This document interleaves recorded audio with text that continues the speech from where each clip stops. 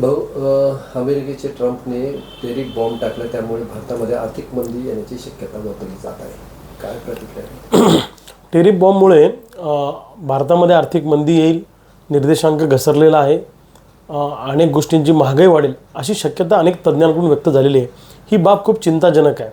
भारत सरकारने या गोष्टीचा सामना करण्यासाठी कठोर पावलं उचलणं गरजेचे आहे आणि प्रिकॉशनरी ताबडतोब सगळी सिस्टीम आपली लावली पाहिजे आणि महागाई कशी वाढणार नाही, जनतेला त्याच्या झळा कशा पोहोचणार नाही या दृष्टीनं पावलं उचलणं सरकारने गरजेचं आहे.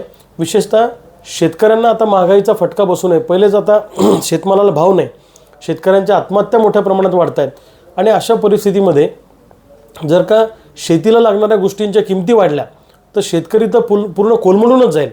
त्यामुळे शेतकऱ्यांच्या अनुषंगानं किंवा शेतीला जे जे लागतं त्याची महागाई, त्या वस्तूंची किंवा खतं असतील, बियाणं असतील किंवा बाकी अवजारं असतील याची महागाई वाढू नये यासाठी सरकारनं पावलं उचलणं खूप गरजेचे आहे.